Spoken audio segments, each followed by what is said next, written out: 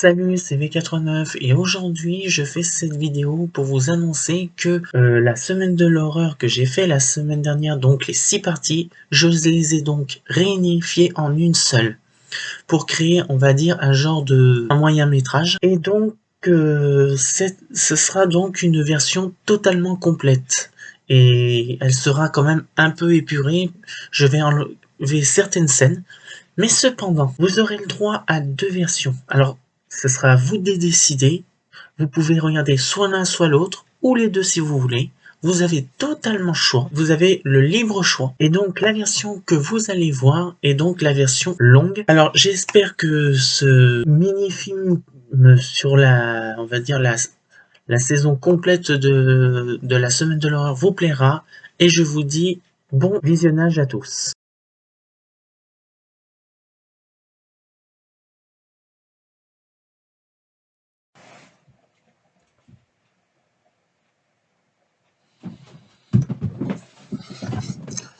Bonsoir chers amis et bienvenue dans la semaine de l'horreur. Comme vous avez pu l'entendre, une semaine avant donc Halloween, et donc samedi, vous aurez le droit chaque jour à un épisode où je raconterai une histoire basée sur des monstres mythiques et aussi de légendes.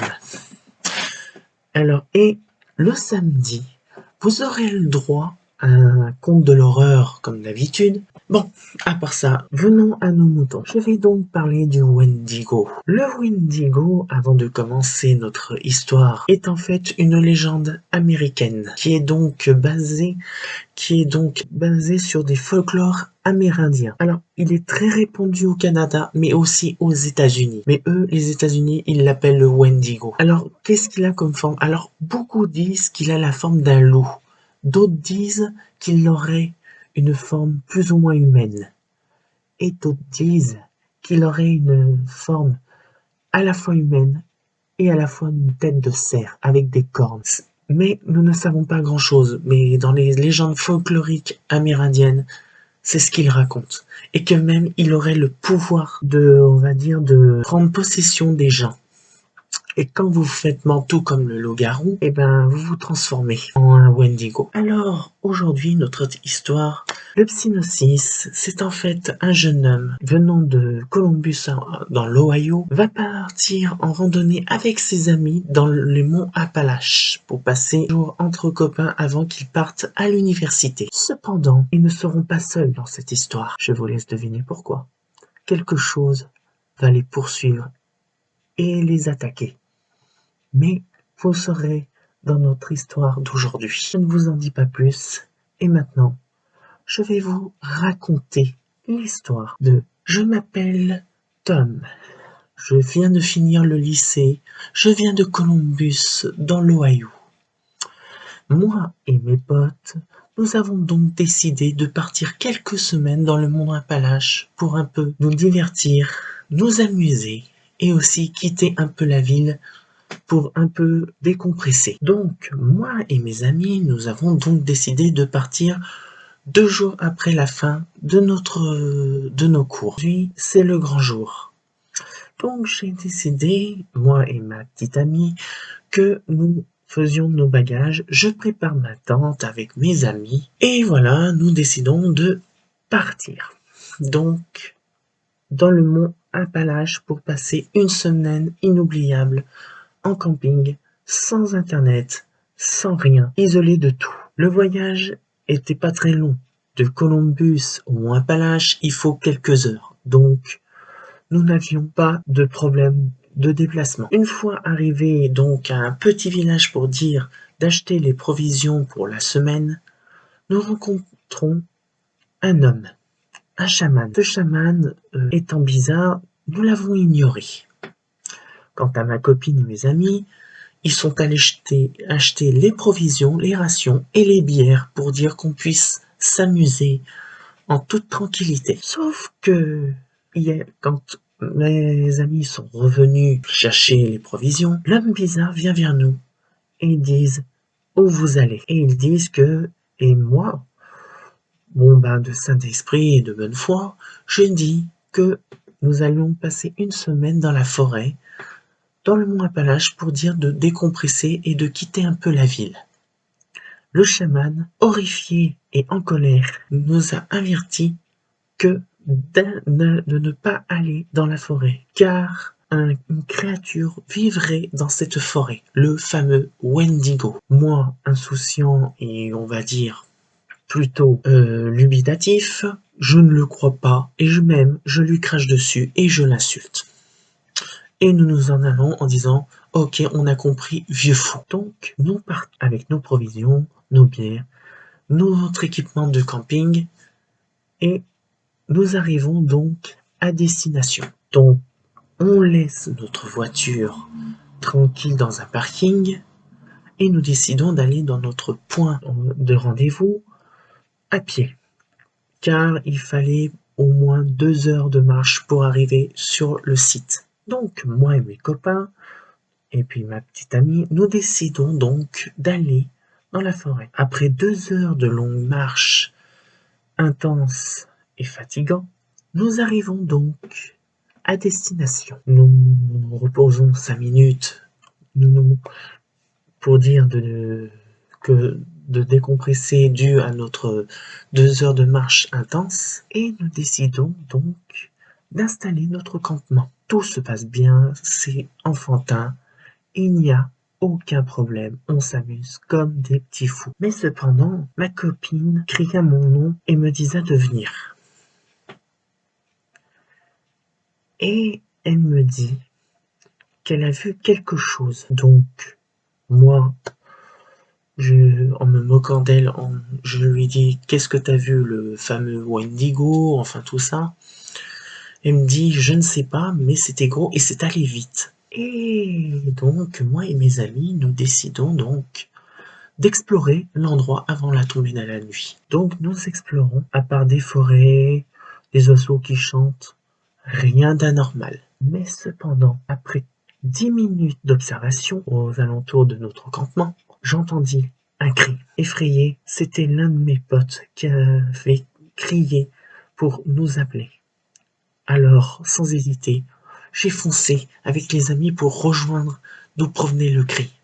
C'était ma copine, Julia, qui avait vu un cadavre. Mais pas n'importe quel cadavre, un cadavre d'un animal qui a été donc tué. Mais cependant, on remarquait que cet animal n'a pas été tué par un prédateur conventionnel. Il n'a pas été tué par l'homme, mais il a été décapité, déchiqueté, par quelque chose ou par quelqu'un d'horrible. Au début, on s'est dit que c'était peut-être un animal, mais vu comme il a été décapité, c'était tout autre chose. Alors nous décidions de retourner au camp et d'oublier ces cadavres. La nuit tomba et donc nous avons donc installé notre feu de camp tranquillement, sans problème, sans qu'il y ait quoi que ce soit. La fête battait son plein, l'alcool coulait à flot, mais cependant quelque chose a fait du bruit. Alors je décide donc d'ignorer ce bruit. Et puis un autre bruit est arrivé. Et là, un pote décide d'y aller. Et donc, il dit, un de mes potes, Eric, donc avec son frère Jules, d'aller voir ce qui se passe justement derrière notre campement. Donc, ils y vont et ils ne découvrent absolument rien. Mais une chose s'est produite. Le cadavre qu'ils avaient trouvé le matin avait disparu. Il n'était plus là, comme si il s'était volatilisé en un claquement de doigts. Donc, il se passe bel et bien des choses dans cette forêt. Donc, nous décidions de rentrer, nous coucher, tout en pensant que nous étions peut-être pas seuls dans la forêt. Alors, sans nous poser de questions, nous nous couchons, moi avec ma copine, mes amis, chacun dans leur tente, et nous dormions. Cependant, alors que nous étions en train de dormir, un cri arriva et réveilla tout le monde. On se leva et on découvrit quelque chose partir à toute vitesse. Nous ne savions pas ce que c'était, mais en tout cas, on savait que c'était grand et rapide. Mais cependant, quelque chose, alors cette chose n'était peut-être pas très loin. Elle nous observait peut-être. Alors, par précaution, nous décidions d'aller surveiller les alentours. en pleine nuit, ce qui était une forte mauvaise idée. Un de mes potes a décidé de garder le camp pendant que nous cherchions. Et nous sommes donc allés voir donc dans cette forêt pour voir s'il y avait bien quelque chose de surnaturel ou d'inhabituel. Mais nous ne trouvions rien. Nous sommes retournés là où il y avait le cadavre et qui avait disparu quelques heures plus tôt. Nous n'avons rien trouvé. Donc, moi et mes potes, et donc ma petite amie, nous décidions donc de rentrer à notre camp. Cependant, alors que tout pense aller pour le mieux, on a entendu un cri strident. Alors, nous avons foncé pour aller voir ce que c'était. Et là, quand nous sommes arrivés devant le camp, nous avons vu ce que même l'enfer ne pouvait nous envoyer. Un truc or qui dépassait tout l'entendement. Quelque chose de grand, maigre et d'une tête de cerf, des dents aussi pointues que des lames de rasoir, avait déchiqueté notre ami et était en train de le manger. En voyant cette chose, j'ai compris que j'avais fait une grosse connerie. C'était le Wendigo, le fameux et célèbre Wendigo que l'ancien chaman avait parlé et que je n'ai même pas horrifié de voir ça. Nous nous sommes dispersés en espérant que le Wendigo disparaîtrait. Mais cependant, il n'était pas tout seul. Plusieurs Wendigo nous avaient pris en chasse. Moi, j'ai réussi à me cacher avec ma copine, tandis que mes amis, nous les avions perdus de vue. Alors, 1 heure passa, et nous décidions de rentrer au campement. Nous sommes rentrés, le Wendigo qui était là avait disparu. Mais gisait le cadavre de mon ami, Frank. Nous nous sommes cachés dans notre tente, et nous n'avons pas fait de bruit. Quelques minutes après notre arrivée, nous avons donc entendu des pas qui s'approchaient. Et d'un seul coup, ils ont su que c'était leurs amis. Alors, en les voyant, j'étais très soulagé de les voir. Cependant, un de nos gars n'était plus là. Un de mes amis n'était plus là. Il avait disparu. Alors ils l'ont recherché. Quand soudain, j'ai vu mon ami courir, couvert de blessures et une morsure. Nous avons été effrayés. Les Wendigo ne nous attaquaient plus, mais nous observaient de loin. Nous avons cru que nous étions foutus. Donc nous avons décidé de rester éveillés, sachant que il n'y avait pas qu'un seul Wendigo, mais toute une fratrie. Alors, le matin s'éleva, et nous décidions de partir pour éviter justement les problèmes. Et cependant, on a voulu prendre notre voiture. Nous avons donc descendu 2 heures à pied pour aller donc reprendre notre voiture. Et enfin, quand nous sommes arrivés à destination, on remarqua que nos voitures ont été détruites. Nous avons été effrayés. Nous pensions que le Wendigo que nous avions vu le soir précédent voulait que nous restions dans la forêt pour qu'il nous serve de repas. J'étais très effrayé, ma petite amie était autant effrayée et mes amis étaient en train de se pisser dessus. Alors, nous avions une carte et nous avions trouvé un endroit pour nous mettre à l'abri ou appeler des secours. Il y avait une ancienne tour de Rangers et nous avions décidé d'y aller. Et donc, on savait qu'ils étaient à 2 jours de notre destination. Donc, sans trop tarder, nous avons décidé donc de partir en train des Rangers. Pendant le chemin, on se sentait que nous étions suivis. Les Wendigo nous suivaient de loin. Notre ami blessé commençait à être très malade. Il commençait à cracher du sang. Peut-être dû, on va dire, à quelques temps. Nous savions que les Wendigo nous suivaient. Et nous avons installé notre campement. Sauf que nous avons décidé, chacun notre tour, nous faisions la garde pour protéger notre campement. Donc, nous avons commencé à dormir. Nos rations étaient suffisantes pour tenir 2 jours.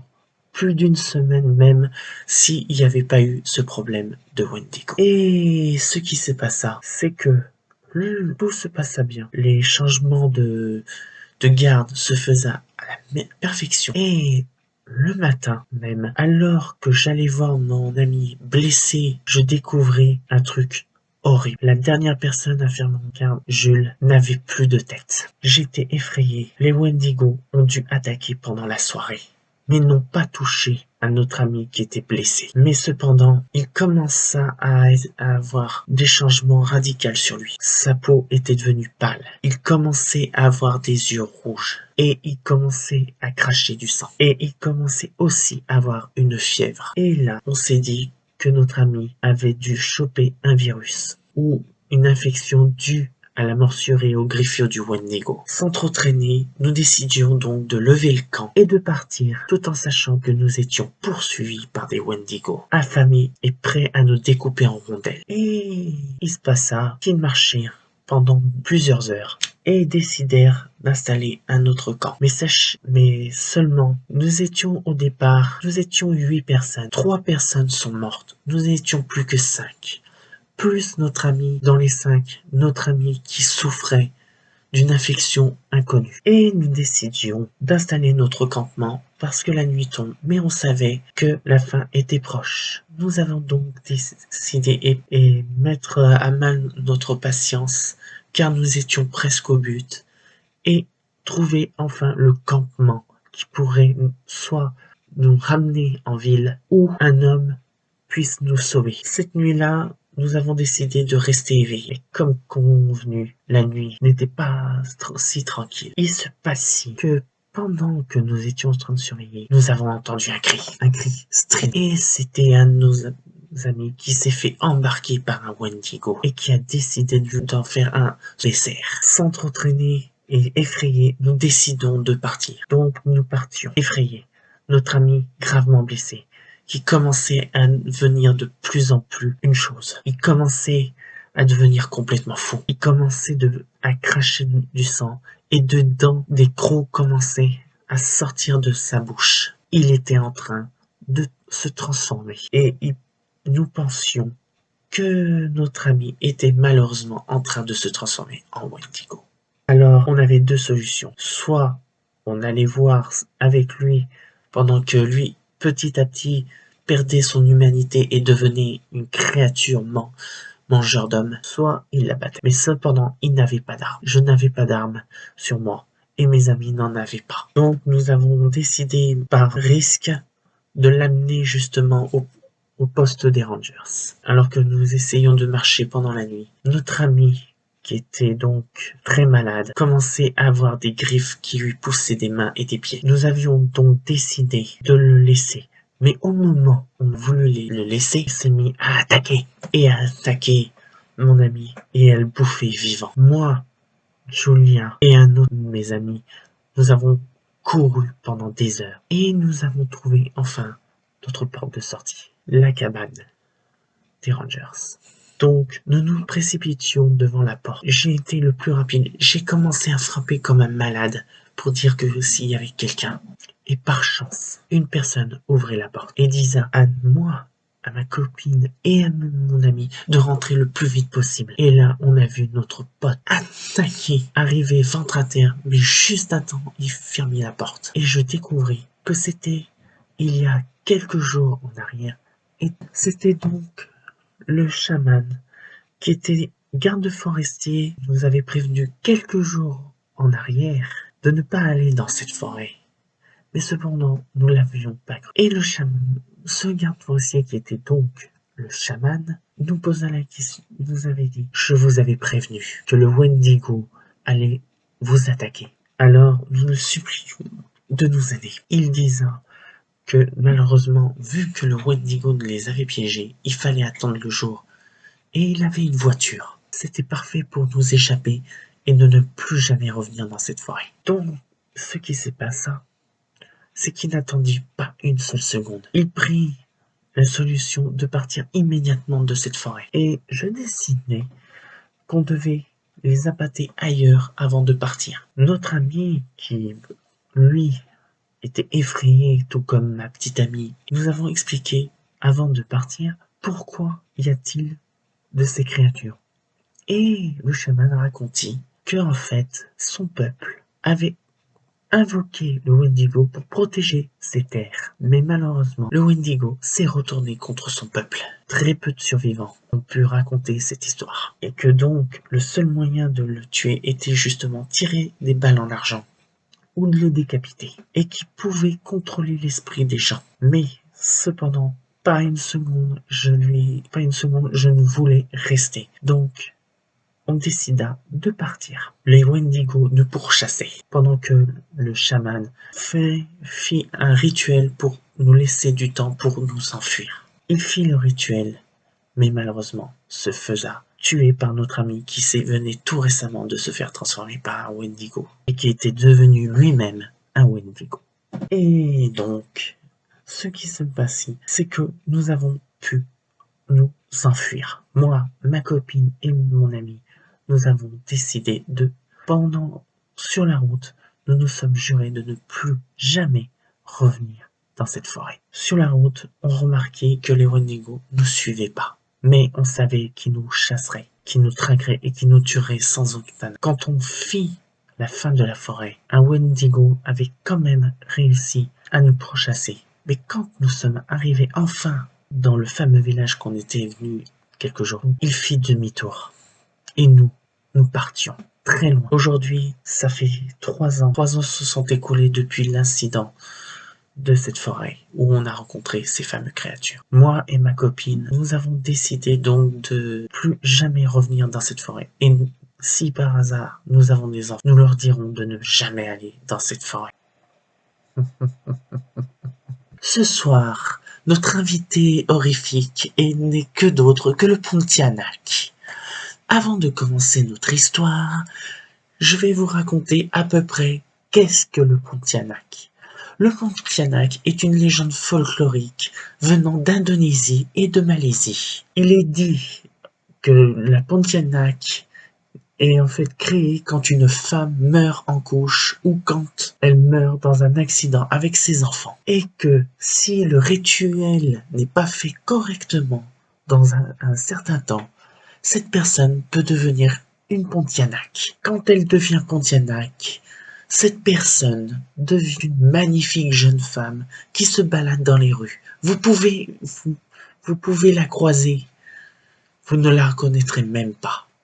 Mais ce que on peut savoir sur le Pontianak, c'est que quand on la voit, vous entendrez des cris de bébé, un parfum somptueux et aussi les animaux comme les chiens se mettront à aboyer. Si vous le voyez, une Pontianak, la seule chose qu'il vous faut, c'est de fuir. Il existe un rituel de neutralisation qui suffit en fait de lui planter un clou spécial sur le cou. Après avoir dit cette légende du Pontianak, je vais donc vous raconter l'histoire de notre héros de ce soir, qui n'est autre qu'en fait un homme qui est père de famille avec sa femme et ses enfants, qui décide d'aller rejoindre leur famille en Indonésie. Cependant, quelque chose s'est produit bien avant leur arrivée. Laissez-moi raconter son histoire. Je m'appelle Joy, je suis un Indonésien. Je vis à Washington avec ma femme et mes 2 enfants. Nous avons donc décidé de partir en Indonésie pour rejoindre notre famille, pour que les enfants puissent voir leurs grands-parents, leurs cousins, etc., etc.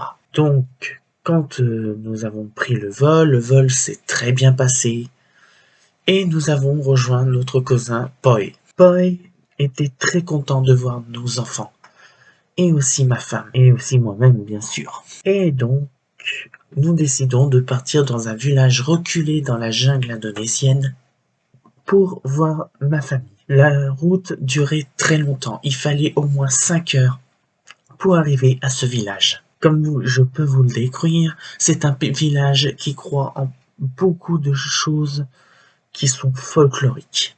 Mais pendant la route, mon cousin parla de quelque chose d'anormal, que depuis un tout petit moment, des gens ont été retrouvés décapités, plus d'organes, plus rien. Pour moi, je disais que c'est peut-être, on va dire, l'œuvre d'un serial killer, d'un psychopathe. Mais ce qu'il me disait me faisait penser à la légende.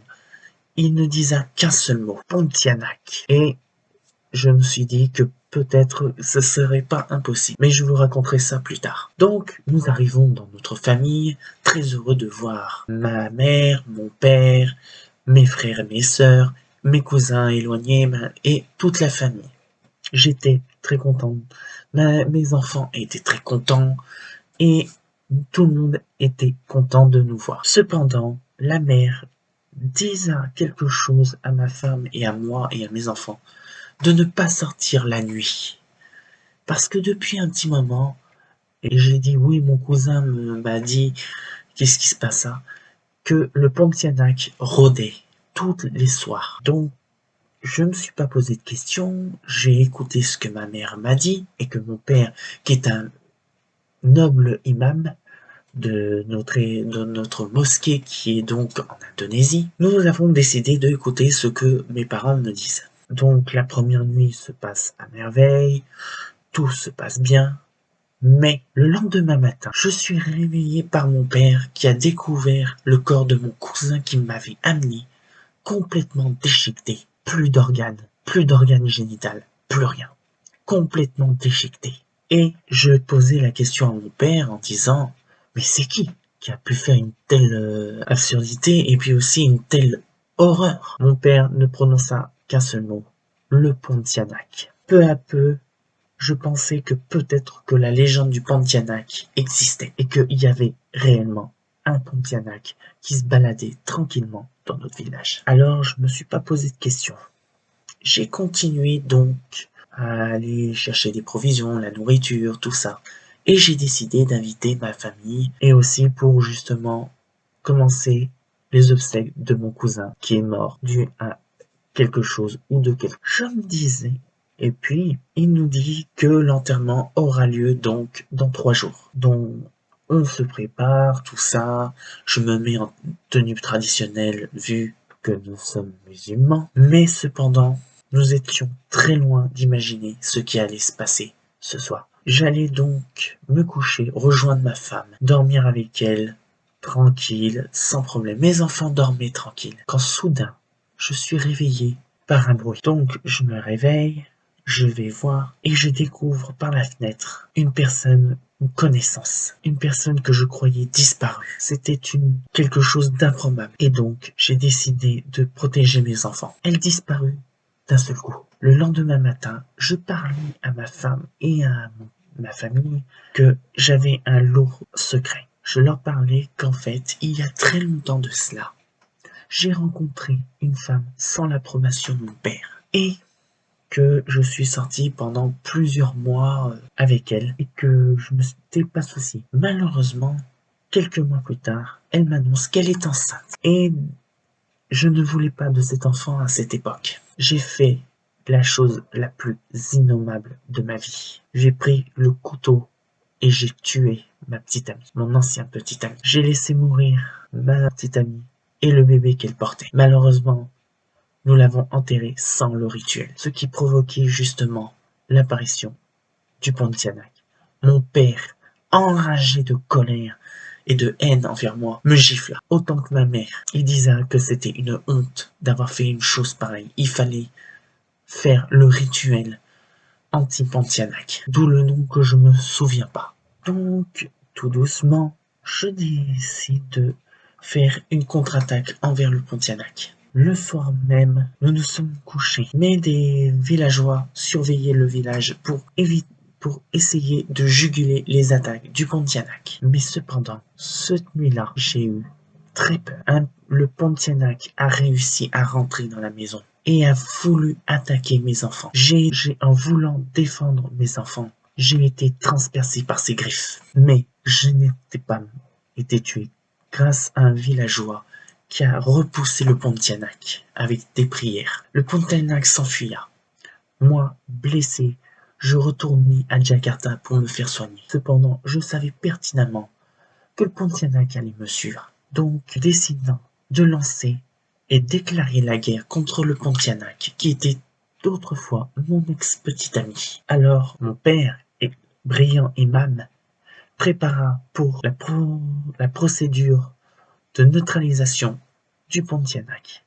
Il sortit le clou sacré pour lui planter dans le cou pour détruire le Pontianak. Il alla donc à la mosquée, prenait le clou sacré pour anti-Pontianak, faisa des prières pour dire qu'elle soit bénie par les dieux et par Allah, et nous commencions la chasse. Pendant un moment, nous ne l'avons pas trouvé, mais la Pontianak attaqua 5 membres de mon village et les déchiqueta comme s'il n'y avait rien devant elle. Quand je l'ai vue face à moi, la Pontianak était à 2 doigts de m'attaquer. Je l'esquivais. Elle a voulu réattaquer. J'ai réesquivé. Cependant, elle n'arriva à me griffer et voulait à tout prix tuer ma femme et mes enfants. Elle se rua sur ma femme, mais je fus repoussé par un villageois qui se fit déchiqueter comme si de rien n'était. Mais le temps que je déchiquete, j'ai eu le temps de prendre le clou sacré.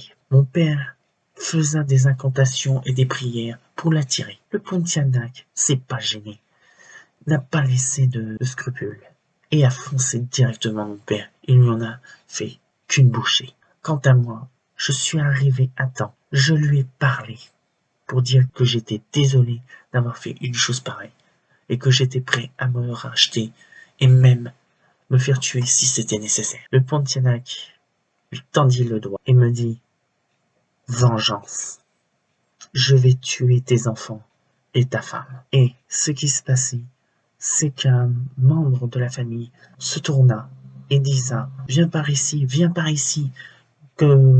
me chasser. » Elle se mit dans une rage, une furie violente avec ses dents et ses griffes, que elle n'a pas vu que son ex-petit copain avait le clou sacré et un pieu, et se jeta sur la Pontianak et lui planta le clou sacré sur le cou, ce qui détruisit le Pontianak à tout jamais. Cela fait 3 mois qu'il y a eu ces événements. Aujourd'hui, je regrette amèrement ce que j'ai fait il y a de ça des années en arrière. Aujourd'hui, ma femme et moi, nous sommes toujours ensemble. Nous attendons un 3e enfant, un garçon. Mais cette fois-ci, je ferai tout pour que cela ne se reproduise plus jamais. Voici, c'était mon histoire.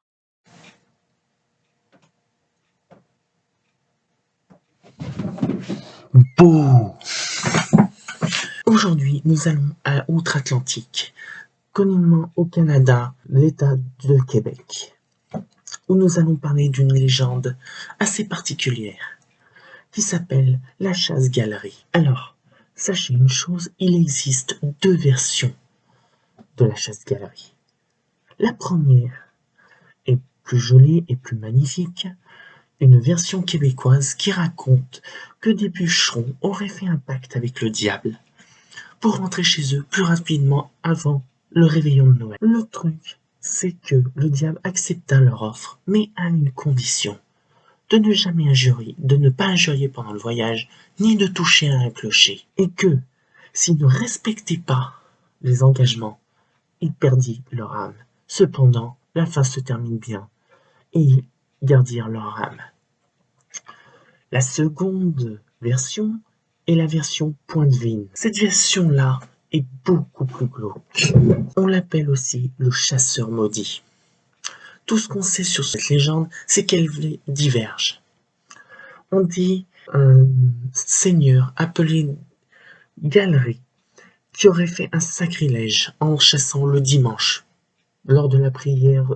Une autre légende dit que il aurait trouvé un cerf et l'aurait traqué jusqu'à atteindre une grotte où il vit un saint-ermite. Et le saint-ermite lui disa que si il tua cet animal, il le maudirait jusqu'à la fin des temps. Galerie, étant têtu comme une mule, a décidé de ne pas écouter le saint-ermite et tua le cerf. Le saint-ermite le maudissa jusqu'à l'éternité. Et ce chasseur erre tous les soirs dans la forêt avec des démons et des créatures pour faire peur aux gens. Voilà cette légende qui est assez particulière. Aujourd'hui, nous allons donc faire une histoire plus longue de cette légende en faisant le mieux que je peux. Sachez une chose, j'avertis tous les Québécois qui regarderaient cette vidéo. Il est possible que je mélange les pinceaux, que je fasse peut-être quelques bêtises. Je m'en excuserai d'avance. Parce que c'est pas mon intention de faire quelque chose de grave. Mais je vais faire en sorte de faire une histoire basée sur cette légende. Alors, commençons notre histoire. Alors, je m'appelle Galerie. Je suis un seigneur vivant au Québec. Je suis, on va dire, ce qu'on appelle une personne qui est vraiment une tête de mule. Je n'écoute rien, je ne respecte rien. Je fais ce que je veux parce que je suis un seigneur. Alors, j'ai décidé de chasser le dimanche, un jour sacré. Donc, je fais donc un sacrilège. Je n'irai pas prier pour, on va dire, un don pour Dieu. Je m'en tamponne. Je m'en fous. Ce qui m'intéresse et mon hobby, c'est la chasse. Donc, j'ai dit que je pars. Aujourd'hui est le grand jour. Je pars donc, je prends mon fusil, je prends de la nourriture parce que je vais sûrement rester toute la journée et je décide donc de partir sans aller à l'église pour absoudre de mes péchés. Donc moi, étant seigneur, j'en ai rien à battre. Et j'en ai strictement rien à foutre de prier le dimanche. Donc, je décide donc de partir, de me balader, je rentre dans la forêt et j'essaie de trouver quelque chose pour dire de chasser. Après plusieurs heures infructueuses, je décide de me dire que effectivement il n'y aura rien et je décide de rentrer bredouille. Après quelques minutes à avoir marché, j'entends un bruit. Je me dis qu'est-ce que ça pouvait être, une personne qui se balade, mais mon arme était chargée. Je ne me pose pas de questions. Je me prépare au cas où s'il y avait un animal. Ce qui se passe, c'est qu'effectivement, j'ai vu un animal, un cerf, un magnifique cerf d'assez grand gabarit, de quoi nourrir toute ma famille et le village. Alors sans hésiter, je charge mon arme et je décide de la traquer. Pendant un certain temps, j'arrive à le suivre car, étant chasseur de renom, j'arrive à pister les traces de ma proie. Quand j'arrive enfin à trouver les traces, je décide donc de les suivre. Et pendant un certain temps, il n'était pas très loin. Et je me disais qu'il était proche, donc je décide donc de mettre en joue mon arme au cas où le cerf, je le voyais. Mais je voyais quelque chose d'assez anormal. Je voyais qu'il se dirigeait droit vers une grotte. Donc, sans hésiter, je la suis et je sais que je la tiendrai au piège. Et je pourrai abattre cet animal. Après quelques heures de traque, je tombe nez à nez avec ce cerf. Je prépare à tirer sur ma proie, qui est un magnifique cerf. Au moment où j'avais mis en joue mon arme, je découvre une personne qui me dit d'arrêter. Je baisse mon arme et je dis qui est-ce? Je n'entendis rien. Donc je repointis mon arme et j'ai dit stopper. J'entendis stopper. Je baisse mon arme et là je découvre un homme, un saint ermite qui habitait dans cette grotte et qui vivait dans la pleine nature en forêt et qui respectait la nature et les animaux. Mais il m'avertissa que si je tuais cet animal, il me maudirait jusqu'à la fin des temps. Au début, j'étais hésitant parce que je me disais que c'était pas vrai, mais bon, il était sûr de lui. Pendant un temps, donc, j'étais plutôt hésitant. Et puis, vu que j'étais un seigneur et que j'en avais rien à battre et que j'étais une tête de mule, j'ai décidé donc de pointer mon arme et je fais feu. L'animal tombe par terre. Donc j'avais donc abattu un cerf. Cependant, le saint ermite me pointa les doigts et déclencha toute sa colère et sa haine et faisa une incantation. Et depuis ce jour-là, je suis maudit et je plane dans les airs avec pour but de chasser les hommes qui oseraient venir sur mon territoire avec des démons qui me servent de chiens de l'enfer et des créatures qui servent comme garde du corps pour dire qu'on soit plusieurs à tuer toute personne qui viendrait dans cette forêt ou dans cette grotte pour abattre, tuer, manger nos victimes. Aujourd'hui, je suis une créature maudite et je vis maintenant dans une profonde malédiction qui durera pour l'éternité.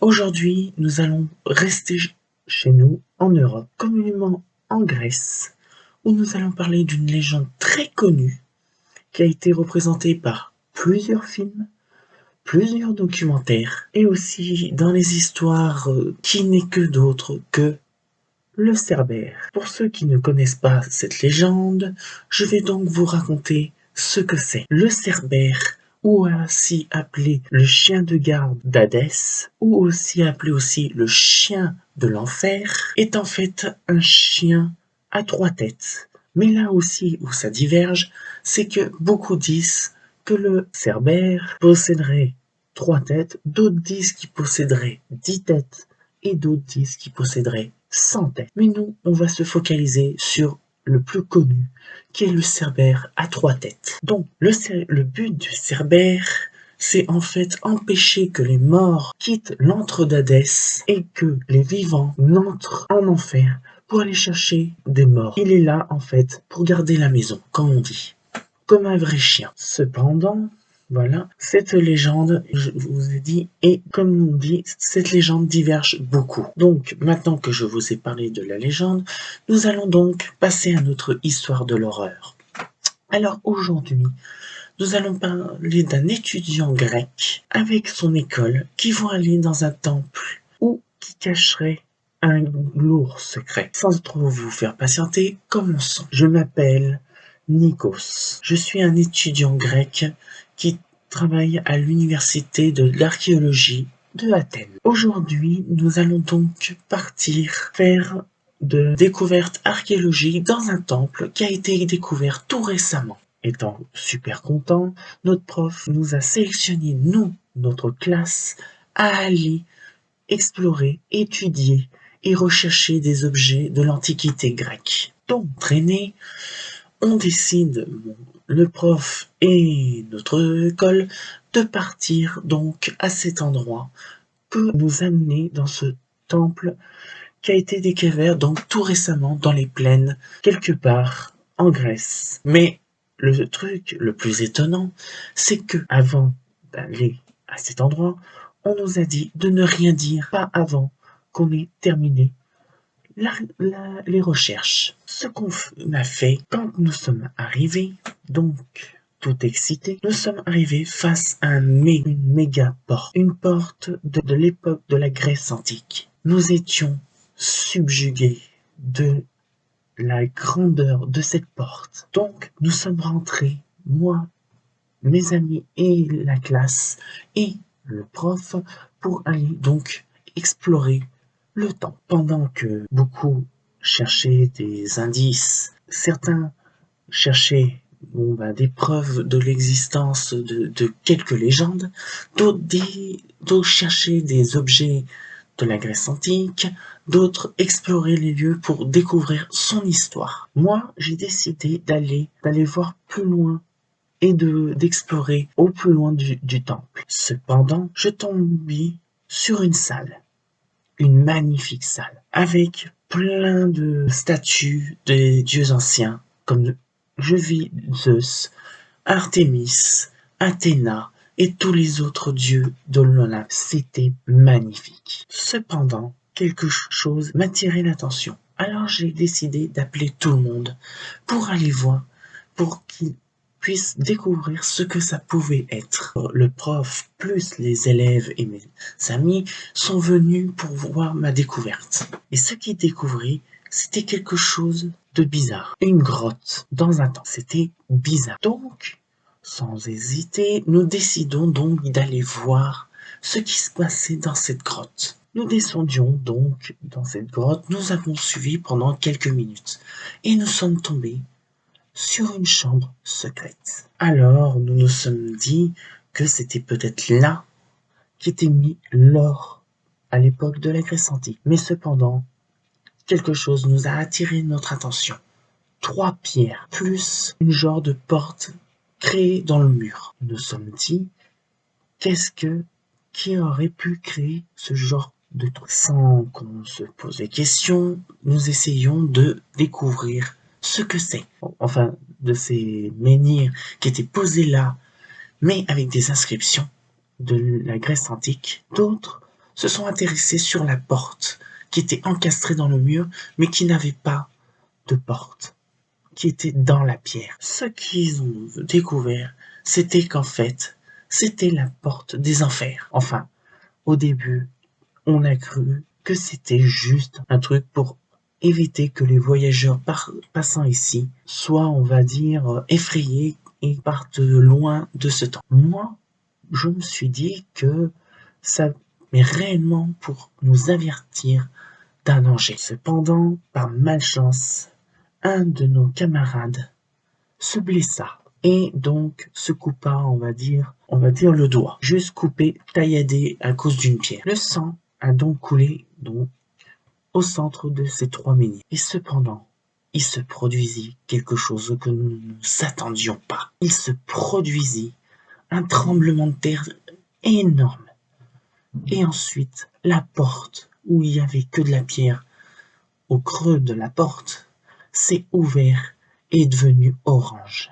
On s'est dit qu'on avait ouvert la porte des enfers, mais cependant, ce n'était pas tout. Alors que les portes étaient ouvertes depuis quelques secondes, quelque chose a surgi à toute vapeur et a attaqué les scientifiques qui étaient en train de décrypter la pierre. J'étais subjugué de voir ce que c'était. C'était le mythique et légendaire Cerbère, le gardien des portes des enfers, qui interdisait aux vivants d'entrer dans l'enfer. Ce temple n'était qu'un camouflage pour cacher l'atrocité qui était derrière. Nous nous sommes enfuis. Malheureusement, le Cerbère était bien trop rapide. Il faisait plus de 3 mètres de haut et 5 mètres de long. Autant vous dire, il possédait 3 têtes. Il attaquait toute personne qui était à côté de lui. Alors que certains couraient, ils se faisaient dévorer les uns derrière les autres par le Cerbère. Certains de mon groupe et moi-même ont pu survivre, ont pu sortir, mais cependant, le Cerbère était en chasse et a décidé d'en finir avec nous. Donc, nous décidions de nous enfuir, mais cependant, les villageois qui étaient tout à côté nous empêcha de nous cacher dans ce village pour éviter que le Cerbère ne vienne chez eux et vienne tout détruire. On a supplié, on a donné de l'argent, on a fait une proposition et les villageois refusa complètement de nous faire rentrer dans leur village. Ils nous ont dit de fuir et de ne jamais revenir tant que le Cerbère n'est pas retourné en enfer. Alors, ce qui se passait, c'est que malheureusement, même en suppliant, le Cerbère était là. Ce qu'il a fait, c'est qu'il tua 2 de nos camarades et attaqua tout le village en un seul claquement de doigts et mit feu à sang ce village. Pendant que nous fuyions, le Cerbère avait déjà mis à sac un village. Donc, nous décidions de partir. Mais le Cerbère, comme je vous ai dit au début, était beaucoup plus rapide qu'une voiture. Il allait très vite. Et nous décidions donc, en faisant des prières, de ne pas nous faire dévorer. Nous étions une vingtaine, nous ne sommes plus que 8, tellement que le Cerbère a fait un carnage. Plus le village qui était pas loin de ce temple, qui a été ravagé en l'espace de quelques heures. Nous sommes donc revenus à Athènes et nous avons donc décidé de tout oublier de ce qui s'est passé dans ce temps. Malheureusement, comme on dit, le passé arrive toujours à revenir. Et quand je me suis baladé, on a entendu que des meurtres ont été faits à Athènes. Alors nous avons rassemblé toute l'école et effectivement, le Cerbère nous avait suivis jusqu'à Athènes et avait commencé à faire des carnages à plusieurs gens qui passaient par là. Et le Cerbère décida de les manger sans que les autres ne sachent qu'il était là. Alors, j'ai pris la décision de sauver, on va dire, ce qu'on pouvait. J'ai dit à mes camarades survivants de retourner au temple et d'en finir avec ce Cerbère qui attaquait tout ce qui se trouvait sur son passage. Et en voulant partir, le Cerbère nous a suivis. Et alors que nous étions à 2 doigts d'arriver, le Cerbère nous a pris par surprise et a renversé notre voiture. Sur le coup, le chauffeur était mort. L'un était gravement blessé et l'autre avait perdu sa jambe. Nous étions donc plus que 5 à être encore valides pour aller dans ce temple et fermer les portes des enfers et faire l'incantation en suivant ce que était écrit le menu. Par chance, dans les 5 que nous étions, 2 étaient des traducteurs de langue ancienne de la Grèce antique. C'était parfait. Donc nous décidions de partir très rapidement. Mais malheureusement, au moment qu'on allait partir, le Cerbère chargea et bouffa les 3 gravement blessés. Il les bouffait vivants. Pour vous dire à tel point on les entendait hurler pendant qu'ils les mangeaient. Nous avons décidé de partir le plus vite possible. Mais malheureusement, comme je vous ai dit lors de la dernière fois, le Cerbère est bien plus rapide qu'un animal conventionnel et bien plus rapide qu'une voiture. Il nous a fallu très peu de temps pour que le Cerbère nous rattrape. Mais par chance, la porte du temple était juste à côté de nous. Nous avons couru comme des fous dans la porte et nous nous sommes planqués dans le temple. Mais le temps que le Cerbère nous découvre, il était reparti. Donc ça nous laissait un peu de temps trouver le moyen de stopper cette boucherie, ce Cerbère qui tuait et qui mangeait par pur plaisir. Mais qu'alors nous arrivions, nous avons commencé à décrire les menhirs pour dire comment fallait faire pour renvoyer Cerbère dans l'enfer, en enfer. Et il trouva le moyen. Malheureusement, il devait faire quelque chose de macabre. Pour l'un des traducteurs qui étudiait justement ces textes, l'un des interprètes nous disait qu'il fallait faire quelque chose de macabre. Il nous dit, malheureusement, pour que le Cerbère puisse retourner en enfer et y rester pour toujours jusqu'à la fin des temps, il fallait faire un sacrifice humain. Alors, nous 5, nous avons été stupéfaits. Comment est-ce possible? Pourquoi faire un sacrifice? Eh ben, l'interprète de la langue ancienne de la Grèce antique disait que c'était le seul moyen d'envoyer Cerbère en enfer. Alors, malheureusement, les 3 blessés auraient pu être un bon moyen. Mais malheureusement, ils ont été tués lors de sa 2e charge. Et malheureusement, un gars ne voulait pas se sacrifier. Et puis aussi, tout le monde ne voulait pas se sacrifier. Et je me suis dit que personne ne va se décider. Cependant, un de nos camarades, qui était riche et blindé, qui était pourri gâté, a décidé de jouer à son propre jeu et décida de vouloir tuer quelqu'un par pur plaisir. Il mit tout le monde à dos et devena complètement fou. Et il disa que si personne ne se décidait, c'était lui qui allait s'occuper de tuer quelqu'un. Moi, qui n'aimais pas voir les gens tués, je savais plus quoi faire. Les interprètes de la langue de l'ancien grec ne savaient plus quoi dire, et les autres aussi. Alors, nous avions eu un plan. Certes, il était machiavélique. Il demandait un sacrifice humain, mais on a eu l'idée de génie. Le Cerbère, on l'entendait, avec son hurlement de chien galeux, avec des yeux rouges rubis, rouges comme l'enfer, et des crocs serrés comme des lames de rasoir. Alors, nous avons décidé donc de sacrifier celui qui nous prenait en otage. Nous n'avions pas le choix. C'était compliqué, mais nous avons décidé en secret, pendant que lui, il était en train de surveiller, qui était pour et qui était contre, de sacrifier notre camarade qui était devenu vraiment un vrai salopard. Certains ont hésité. Nous avons hésité plusieurs minutes, mais malheureusement, nous n'avions plus le temps. Le Cerbère arrivait à toute vapeur. Et au moment où le Cerbère est arrivé, j'ai pris un courage, je vous le dis pas. J'ai pris un couteau. Je me suis battu avec mon camarade qui était devenu fou. Il a voulu aussi me planter, mais il n'a pas réussi. Je me suis débattu. Lui aussi s'est débattu. Mais ce qui était marrant, c'est que le Cerbère ne bougeait pas. Il devait attendre une âme, l'une de nous deux, parce qu'il avait compris qu'il voulait qu'il reparte en enfer. Et il s'est dit, je vais attendre que quelqu'un se tue, ou que quelqu'un se tue, ou, comme là, en ce moment, je vais attendre que l'un des deux se tue et se donne la mort. Donc, ce qui s'est passé, c'est que le Cerbère avait attendu, pendant que nous battions comme des sagouins. Il était à 2 doigts de réussir. Cependant, un dernier coup, un de mes camarades a pris le couteau et lui planta le couteau dans la gorge. C'est qu'il le tua. Le Cerbère s'est mis à bouger et à charger. On avait cru qu'il allait nous tuer. Vu la puissance qu'il avait, il aurait pu tous nous tuer en quelques secondes.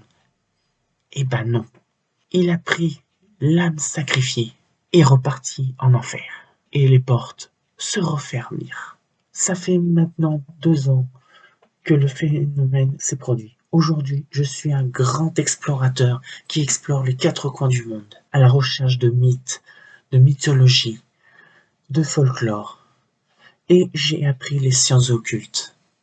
Aujourd'hui, je suis à la fois un explorateur, mais aussi qui m'intéresse aux sciences occultes. Mais cependant, sachez une chose, et j'ai à avertir à ceux qui liront cette histoire, n'allez jamais dans ce temple qui se trouve à 150 km d'Athènes.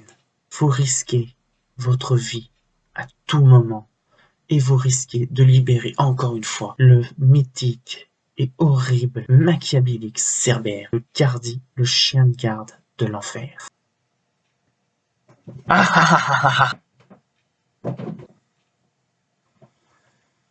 Aujourd'hui, nous allons parler de Noël, des cadeaux, des sapins de Noël, de la joie et de la bonne humeur, et aussi d'un monstre de Noël. Alors, beaucoup ne pensent pas qu'il existe un monstre. Et pourtant, il existe bel et bien un monstre, mais qui est connu que dans les légendes germaniques, qui s'appelle le Krampus. Alors, qu'est-ce que c'est que le Krampus? Certains me le diront. Comme je vous ai dit, le Krampus est une légende germanique très ancienne qui parle que si le Père Noël glisse un morceau de charbon dans les chaussettes de la cheminée, le Krampus arrive juste derrière pour tourmenter, punir et même pire les personnes qui n'ont pas été sages l'année. Alors, à peu près l'histoire, voici à peu près la légende qui est racontée. Certains disent que quand le morceau de charbon est gros, plus la punition du Krampus sera terrible. Alors, maintenant, je vais raconter l'histoire du Krampus. Alors, aujourd'hui, notre héros est en fait un adolescent qui n'a pas été sage l'année, qui a fait beaucoup de mal et qui veut tirer un dernier coup avant la fin de l'année. Mais cependant, rien ne va se passer comme prévu. Voici l'histoire. Je m'appelle Jürgen, j'ai 18 ans, je vis à Berlin. Je suis ce qu'on appelle un enfant qui n'a pas été sage, un délinquant et un voleur. Je fais beaucoup de mal aux gens. J'ai été même mis en garde à vue il y a peu. Aujourd'hui, c'est Noël. Et j'ai envie de faire un dernier coup pour dire de passer la dernière année et mes dernières conneries de l'année. Alors ma famille, qui est venue des 4 coins de l'Allemagne, ont décidé de faire un Noël familial. Alors j'ai eu un plan machiavélique, faire souffrir toute ma famille avant la fin de l'année. Donc le repas, mon père préparait le repas, alors j'ai décidé de mettre un produit qui permettrait qui écœurerait en fait ma famille. Ensuite, j'avais l'intention de démolir le sapin et de détruire les cadeaux que mes parents auraient mis sous le sapin. Et j'aurais fait des mauvaises blagues en taguant le mur et en cassant les objets de Noël. Et la crèche aussi. Alors, la soirée battait son plein, on commença à manger. Et là, tout le monde a commencé à vomir. C'était le pire repas de la dernière année. Mais moi, ça me faisait énormément rire. J'étais content. Alors pour ça, cet affront, j'ai été envoyé dans ma chambre. sans discuter. J'entendais les gens commander une pizza pour dire de manger. Cependant, ils m'ont fait descendre.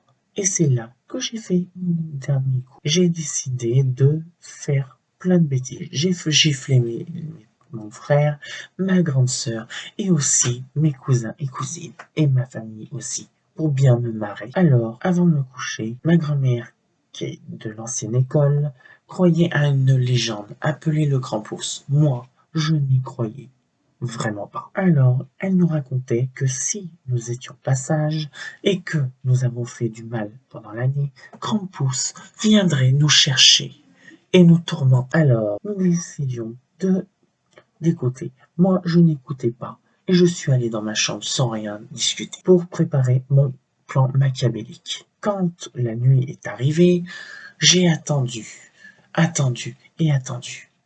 Au moment où j'allais faire mon coup, il se produisit quelque chose que je ne m'attendais pas.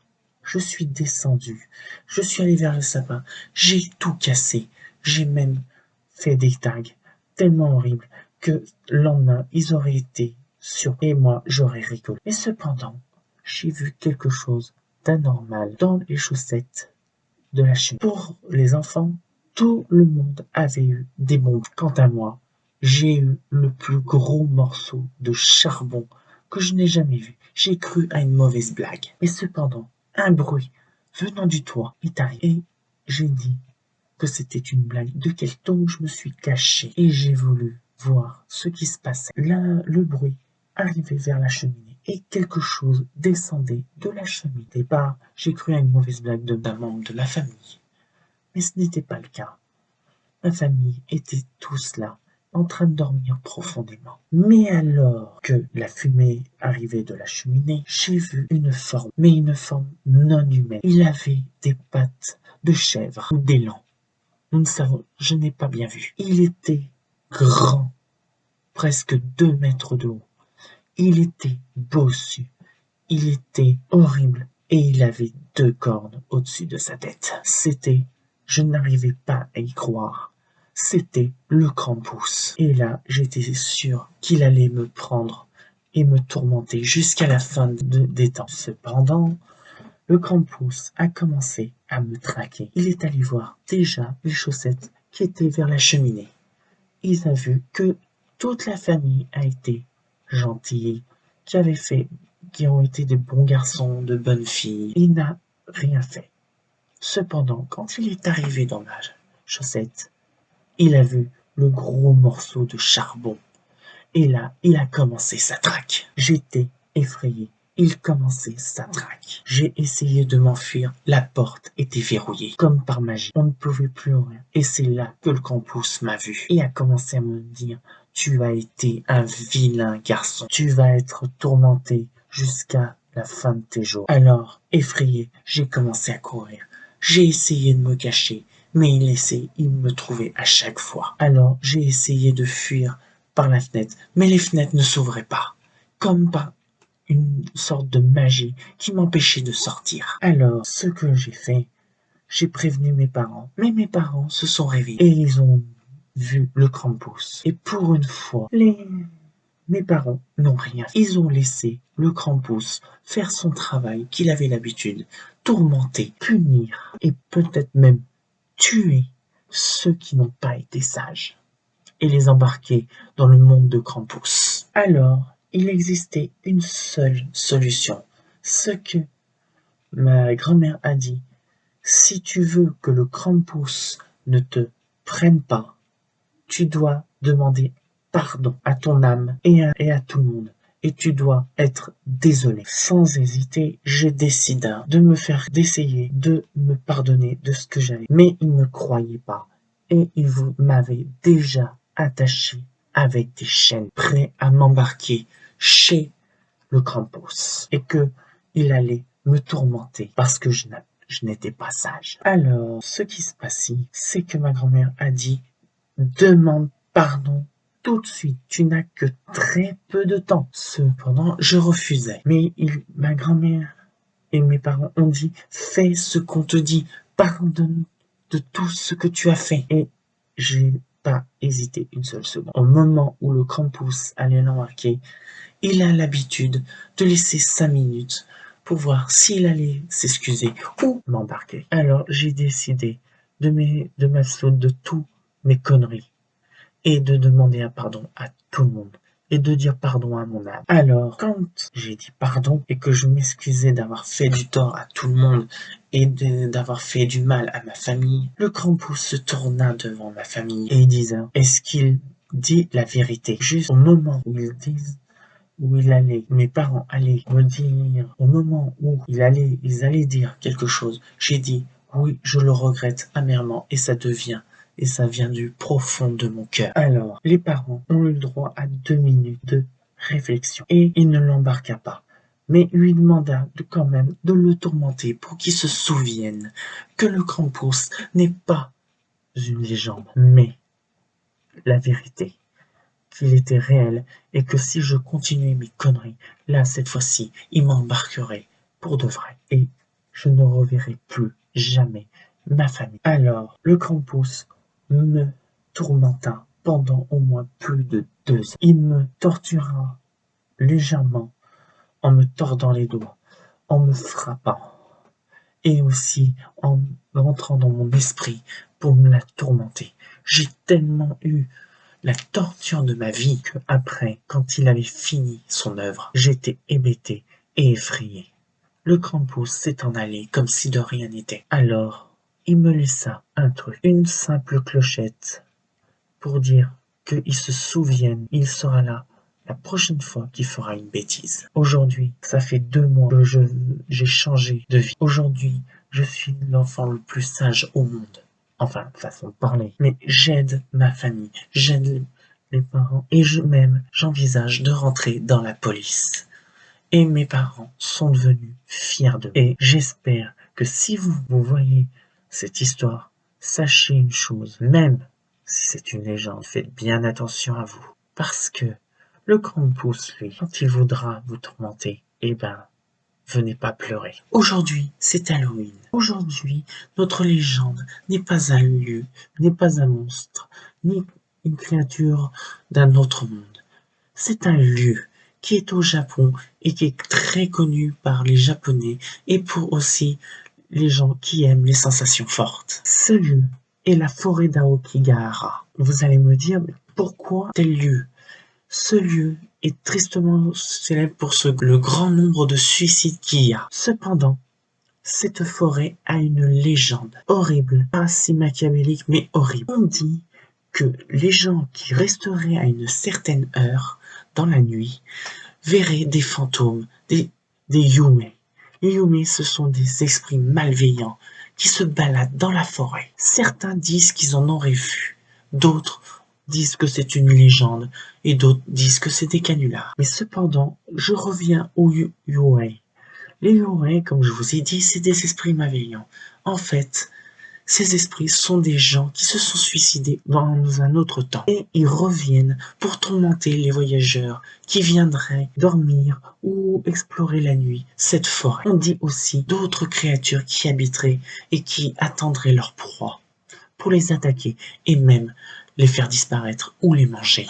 D'autres disent que c'est un endroit justement où ces esprits, justement, je en reviens, tourmenteraient les gens à pousser ces gens à se suicider et de plus jamais retrouver leur corps. Parce que cette forêt est réputée à être l'endroit le plus propice pour les suicides. Alors, aujourd'hui, notre histoire, c'est en fait un Américain qui, justement, qui adore les sensations fortes, va visiter la forêt d'Aokigahara. Mais cependant, lors du tournage, lui et ses amis vont malheureusement rencontrer des choses qui dépassent l'imagination. Commence. Je m'appelle Jax et je suis un gars qui adore filmer les choses paranormales.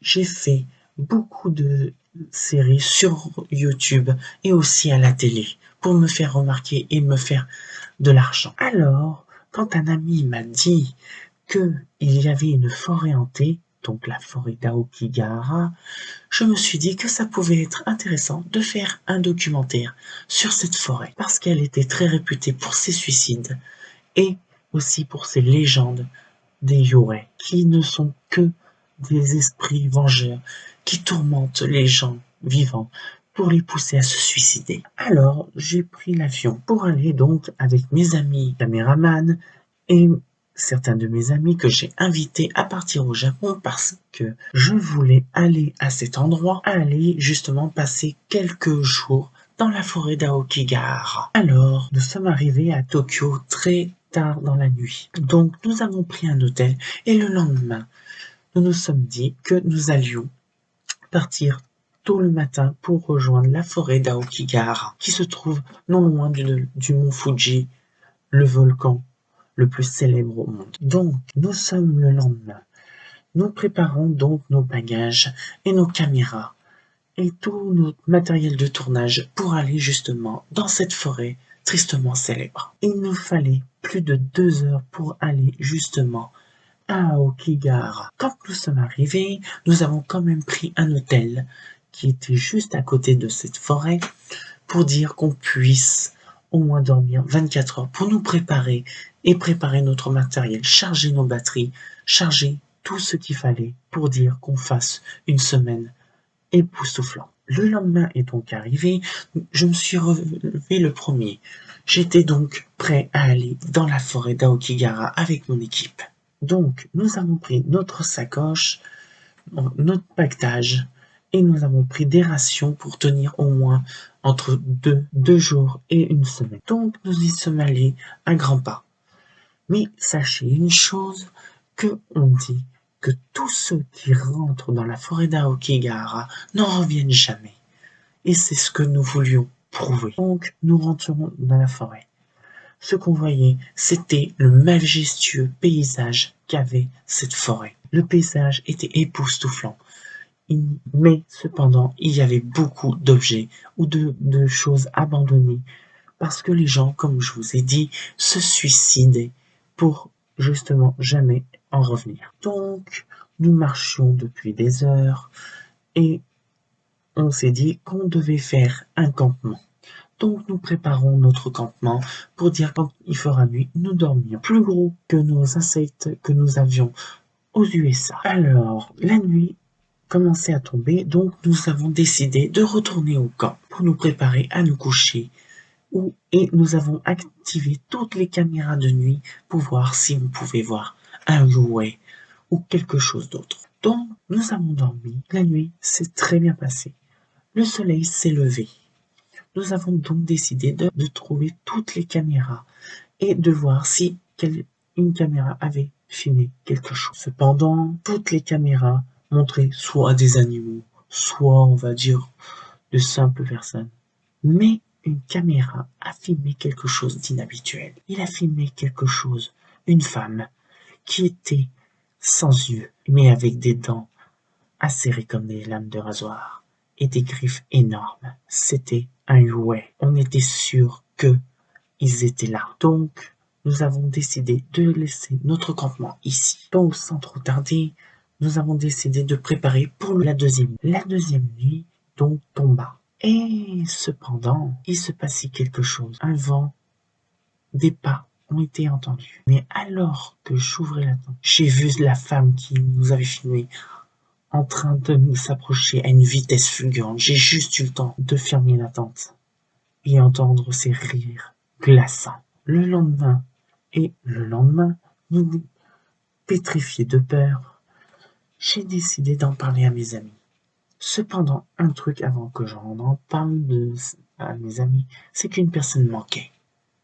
Elle avait disparu. Alors nous l'avons recherchée pendant des heures. Et cependant, nous l'avons retrouvée. Mort.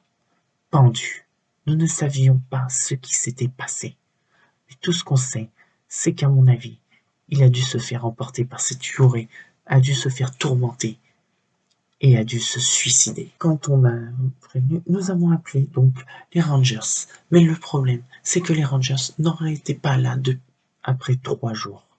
Donc, il y aurait pu avoir d'autres personnes qui se suicident ou un membre de notre équipe qui se suicide avant qu'ils arrivent. Alors, la troisième nuit, nous avons décidé de rester éveillés. Mais là, cette fois-ci, nous avons entendu des rires, mais des rires sanglants. Nous sommes sortis, il n'y avait rien, mais on a entendu des rires et des apparitions se rapprocher, tourner autour de notre camp. Nous avions donc compris qu'ils étaient là pour nous tourmenter. Moi et une de mes amies avions l'esprit assez dubitatif, donc nous étions, on va dire, assez étonnés. Quant aux autres, ils ont commencé à avoir peur. Surtout que quand j'ai baissé la garde, une ouée était face à moi et a décidé de me faire peur. Pas de me tuer, mais elle a compris que j'étais quelqu'un qui était assez ouvert. Elle m'a fait une peur bleue, m'a crié dessus, m'a tourmenté, mais je n'ai pas cédé. Il a essayé de tourmenter mon ami, mais pareil. Cependant, après, elle a tourmenté ceux qui étaient dans la tente. Il les a tous tourmentés. Certains ont eu une peur bleue. Certains se sont même suicidés sur place. Des flaques de sang giclaient de la tente. Et la Houret a disparu d'un seul coup, sans laisser trace. Le lendemain, moi et mon ami et quelques survivants de mes amis de mes caméramans avons vu l'étendue des dégâts, notre matériel détruit, 5 de nos amis suicidés. Certains se sont même entretués. Nous avions compris que cette forêt était vraiment maudite. Nous n'avions pas hésité. Nous avons décidé de quitter l'endroit sur le champ. Mais nous avions plusieurs heures de marche avant de quitter la forêt d'Aokigahara. Donc nous avons décidé pour une fois de marcher la nuit, en sachant que les Ouais sortaient la nuit. Alors on marcha, au moins pour trouver un semblant d'abri. La nuit tomba. C'était donc le 4e jour, et c'était ma dernière nuit où nous avons vu vivants nos amis. Moi et une amie avions survécu, mais cela je vous en expliquerai après. Ce qu'il s'est passé, c'est que nous avons marché, et nous avons entendu les cris et les rires glaçant le sang se rapprocher de nous. Nous avons essayé de courir, mais cependant, on voyait des multitudes de corps, des multitudes d'apparitions. Ils nous ont tous effrayés. Nous avons couru sans nous retourner. Quant à mes camarades, nous nous sommes séparés. Nous avons pu réussir à justement trouver la route. Nous avons essayé de trouver nos amis. Mais cependant, on a vu quelque chose qui nous a fait pâlir de peur. Un de nos amis qui s'était suicidé il y a 2 jours est devenu un Ouai et commençait à tourmenter les 4 personnes qui avaient survécu. Et en les voyant, et les Ouais ont essayé de nous rattraper. Mais nous étions sortis d'Aokigahara quand ils sont arrivés. Ils ont voulu nous attaquer, mais ils n'ont pas réussi. Cependant, nous avons couru, nous sommes montés dans la voiture, et on a vu nos amis se taillader les veines, et même se trancher la gorge, parce que ils ont été tourmentés, ils ont été poussés au suicide par ces Ouais, qui étaient pas contents de voir les vivants. Alors nous avons appuyé sur la pédale d'accélérateur et nous ne nous sommes pas arrêtés jusqu'à au moins atteindre une ville la plus proche. Quand nous sommes arrivés, nous avons pris un hôtel et nous avons pleuré toute la nuit. Aujourd'hui, ça fait 1 semaine que nous avons quitté le Japon. Aujourd'hui, je fais donc ce message que c'est la dernière fois que je fais donc des vidéos sur le surnaturel. À cause de ça, mes amis sont morts, attaqués par les Ouais, les esprits malveillants, et dans la forêt. Si, par hasard, vous avez envie d'aller dans la forêt d'Aokigahara, je vous en prie, n'y allez pas la nuit, car il est fort probable que vous ne reveniez jamais de cet enfer qui n'est que la forêt d'Aokigahara. Fin. J'espère que ce mini-film vous a plu. Si ça vous a plu, mettez un like et commentez. Et moi, je vous dis donc à samedi prochain pour donc ce que vous ignorez, spécial la semaine de l'horreur. C'était V89 et je vous dis à bientôt.